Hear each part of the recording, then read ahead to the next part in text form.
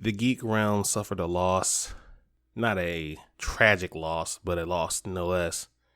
Legendary director-producer Richard Donner, best known for Lethal Weapon series, Goonies, and, of course, Superman, died this past Monday. He was 91 years old. Even though Superman wasn't his first big screen effort, his big break came in 1976 with The Omen, starring Gregory Peck and Lee Remick. He also branched out into producing movies such as Free Willy and The Lost Boys, usually with his wife Lauren Donner. He also executive produced the huge 2000 success of X-Men and later the X-Men Origins Wolverine. Richard Donner, you will be missed. You showed us all that a man could fly, that we're too old for this shit. A child could glean to a killer whale, and some of the coolest vampires we've ever seen in our lives. Thank you, sir.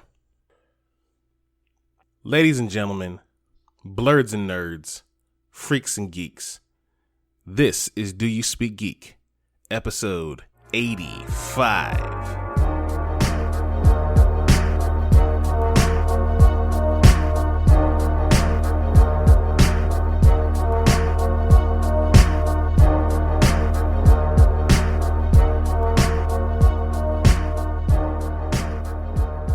Welcome everyone. This is Do You Speak Geek. I am your host, Nix. Thank you for joining the podcast where we bring you all the latest and greatest inside of the geek realm. Shout out to all of those who have been rocking so far. And if you are a new listener, welcome to Do You Speak Geek.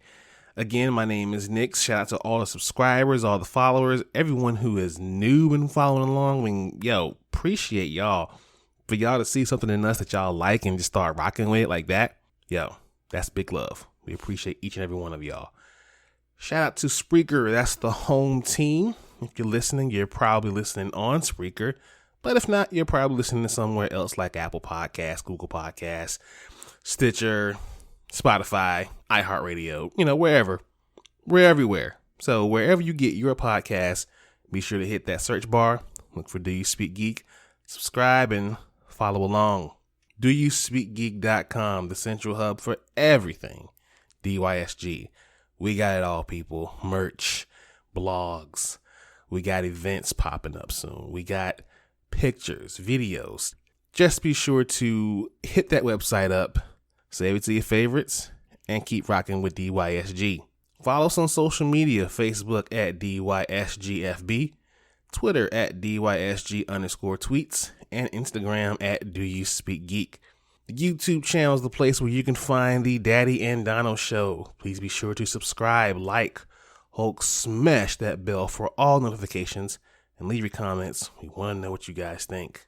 Before we jump into the pod, I just want to make a quick special announcement. DYSG will be in the building of the BlurredCon 2021 event that takes place in Arlington, VA. The dates are July 16th through July 18th. So please be sure to pull up. And if you spot DYSG, come say what's up. Talk to us. I might even have something for you. Nothing really too huge this week. So let's go ahead and hop into my favorite portion of the show. Y'all already know the vibes. Source Wall. Man, you come right out of a comic book. Behold the Source Wall. Can you read, my son?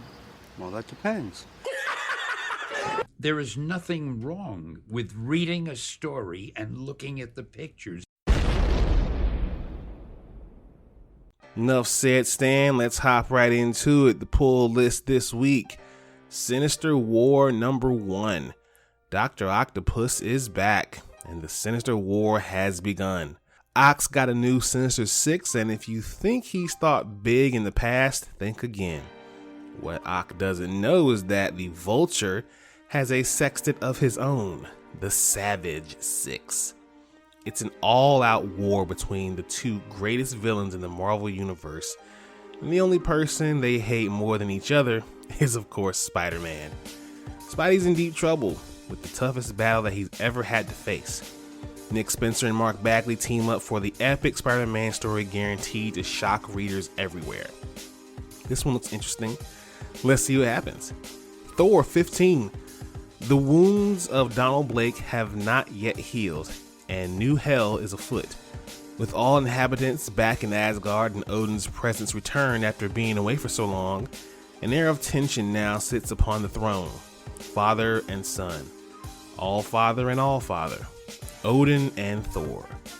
Is this relationship forever doomed? And what does it mean for the 10 realms? Join Donnie Cates and guest artist Michelle Bandy for the start of a Midgard shaking new arc called Revelations. Seems interesting enough. I definitely want to see what this is all about. Ninjak #1. Yo, if you read Valiant back in the day, you should be hype right now. Out of the shadows and into the spotlight, the world's greatest super spy has been exposed. Colin King is Ninjak, and he has a target on his back like never before. With enemies lurking around every corner, how will Ninjak survive when there's nowhere left to hide and the world is gunning for him? Hang on to your hat, folks. Jeff Parker and Javier Pulido are about to take you on a non-stop thrill ride. Looking forward to this one, absolutely. Ninjak was like part of the dopest thing in Valiant, but yeah, that imprint is dope, still this day. Mighty Morphin #9. Will the Power Rangers make the right choice and save Angel Grove?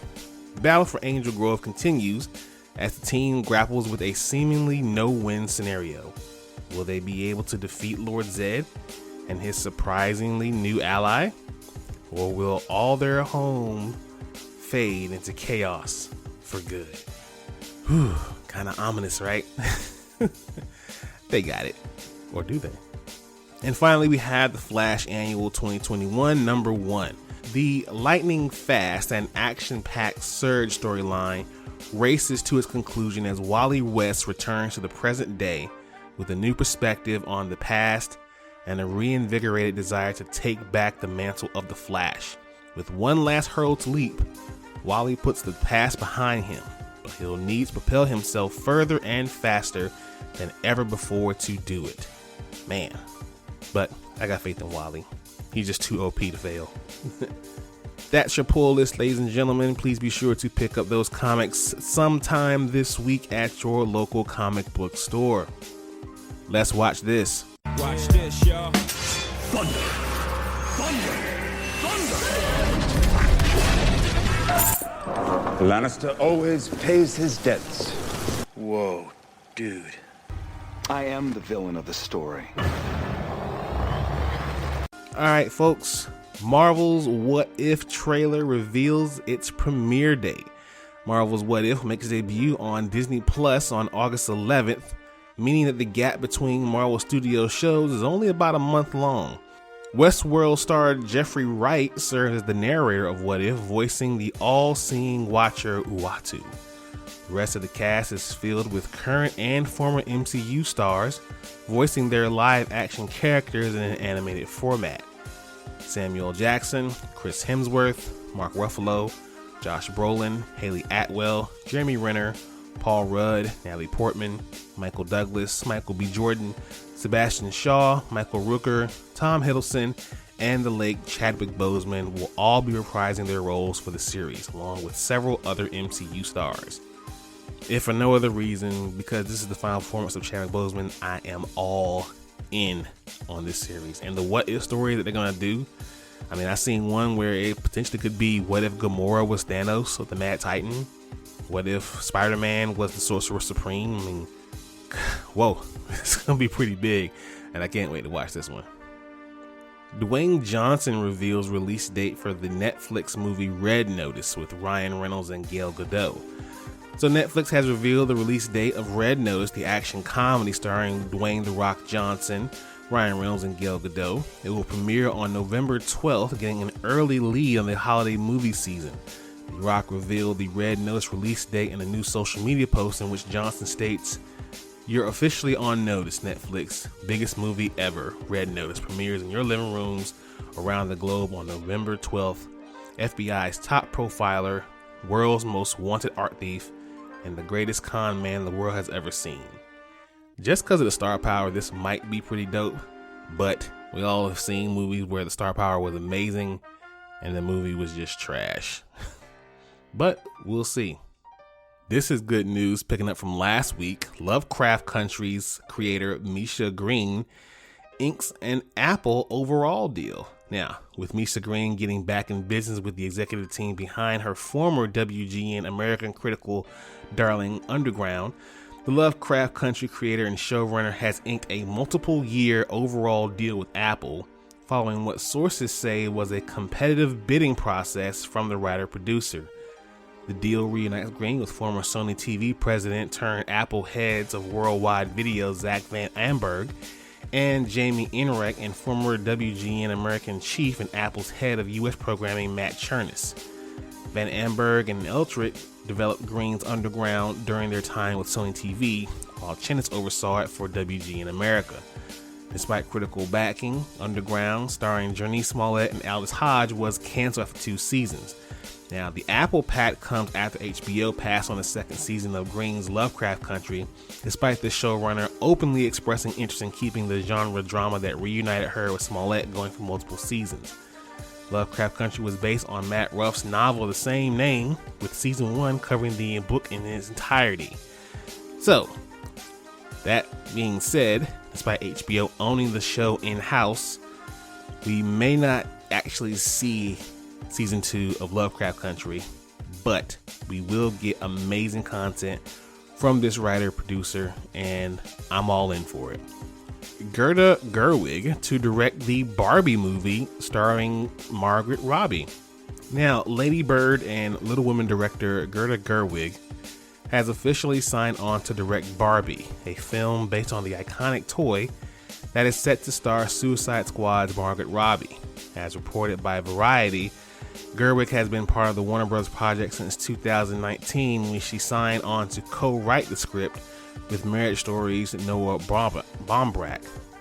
Barbie will be a new big screen take on one of the most celebrated toys in the world, and it's set to begin production in early 2022 and planned for a theatrical release in 2023. Robbie will be producing the film alongside and starring in with her Lucky Champ Entertainment production banner, which most recently produced Promising Young Woman. The only questions I have is, one, is this live action or is it going to be some sort of a animated sort of a thing? And it's Barbie. I mean, what is this movie going to be about? If you grew up during the insane Barbie era like I did, Barbie had more jobs than a family of Jamaicans. So, and plus she had Ken, and then she had like Skipper, and there was Midge, and then everyone said those are sisters. Like, no, those are her daughters. Like, it's all confusing. So they could go hella different ways, but what will it be about? We will have to wait for the trailer and see, I guess. And finally, The Witcher Season 2 trailer revealed. The Witcher Season 2 finally gets its first trailer during Netflix's WitcherCon ahead of the season premiere on December 17th. Netflix finally offered fans a real look at the next season of The Witcher. Following the events of the first season, Geralt finally meets Ciri, and their destinies become interlinked. The second season will explore how Geralt and Ciri's relationship evolves while also diving into famous locations like Kaer Morhen. The teaser shows Geralt and Ciri making their way to Kaer Morhen to begin Ciri's training, but of course, things won't go well. The full details for the season hasn't been revealed yet, though Netflix did show off the titles of 7 of the 8 episodes of Season 2. You can check those out online. The trailer looks amazing. Let's go Season 2 for The Witcher. Let's hop into Thumb Life. Peace, love, and video games! It's on like Donkey Kong.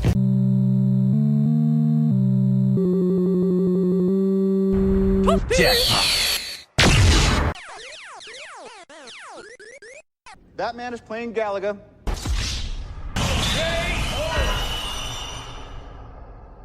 All right, gamers, the big story this week has got to be this new Nintendo Switch. So, Nintendo has finally revealed its long-rumored new model of Nintendo Switch, the Nintendo Switch OLED model. It will be released on October 8th and retailed at $350 USD. The upgraded machine, which has many taken it to call it the Switch Pro when it was being rumored ahead of its announcement, features a larger 7-inch OLED screen, but the size of the console is unchanged from the base Switch model. It's a wider, adjustable base stand, enhanced audio, 64GB internal storage, and a wired LAN port at the dock. Contrary to previous reports, the new model doesn't appear to offer 4K TV output or improved performances. The new OLED screen, while providing an improved picture contrast, remains a 1280 by 720 resolution. Battery life remains the same as the improved base Switch model from 2019 at an estimated 4.5 to 9 hours. The new model does come in two variants, the familiar red-blue color combination of the original Switch with the black dock, and one with a new white Joy-Con controllers and a matching white dock. Existing Switch docks, Joy-Cons, and other accessories will remain compatible with the new OLED model. The new Switch dock is also compatible with older Switch models, which includes a wired LAN port. Bigger screen? Sure, why not? Sucks that it doesn't have that output. Any differences though, but storage increased inside of it, adjustable stand. Hey, why not? I don't have a Switch yet. Maybe I'll get this one. And finally, Xbox Live reportedly going to be discontinued. Now, this is just a rumor. Bear with me. Xbox Live is going to disappear at the undetermined time in the future, according to a new report that has recently emerged from a trustworthy video game insider. News of this potential development comes by way of reporter Jeff Grubb, who revealed these details in a recent stream on Giant Bomb. Grubb explained that in the future, Xbox wants to make all multiplayer titles on its platform free to play. It is seemingly also interesting to see why there is an increase in Xbox Game Pass subscribers first, that they want to push this agenda and go ahead and do away with Xbox Live Gold altogether. At the moment, any multiplayer games outside of those that are free to download, like Fortnite and Apex Legends, require a gold subscription in order to experience. But I can see why they want to get away from that. I mean, with most of these games being free to play anyway, and they're the better games, I mean, come on. Who's still paying for this? I guess we'll see what happens in the future. Maybe by the end of the year, we may see Xbox Gold gone for good. All right, people, let's mark out. So what you gonna do?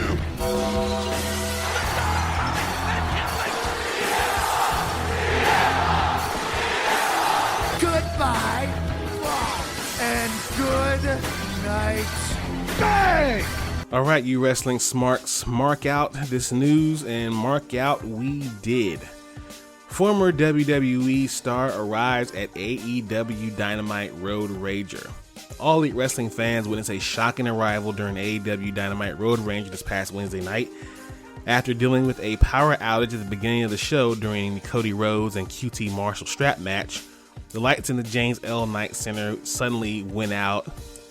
And again, Arn Anderson attempted to cut a promo midway through the episode.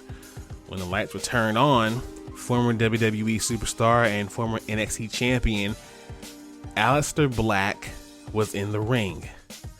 Black, who introduced his new character Malakai Black with a short film earlier in the day, knocked out Arn Anderson with a kick and eventually knocked out Cody with Fade to Black. Black was released from WWE back in early June, and while many fans assumed he wouldn't be appearing anywhere anytime soon, it looks like WWE had a little bit of a clerical error, and they didn't upgrade his contract to the 90-day clause from the 30-day clause that's originally NXT talent. So, welcome Malakai Black, welcome Tommy End. He is now all elite, and I love it. Well, folks, that wraps up the pod. Thank you all for joining me, but I'm gonna get out of here. Thank you all for listening. Please be sure to subscribe to this podcast, like this podcast episode, give comments, let your boy know what you think about this podcast. Visit the website, doyouspeakgeek.com. Follow us on social medias, Facebook, Twitter, and Instagram. Check out the YouTube channel, like and subscribe there. Look for us this coming weekend at BlurredCon. Yeah. As always, people, live to play to win to live. I speak geek. Do you speak geek?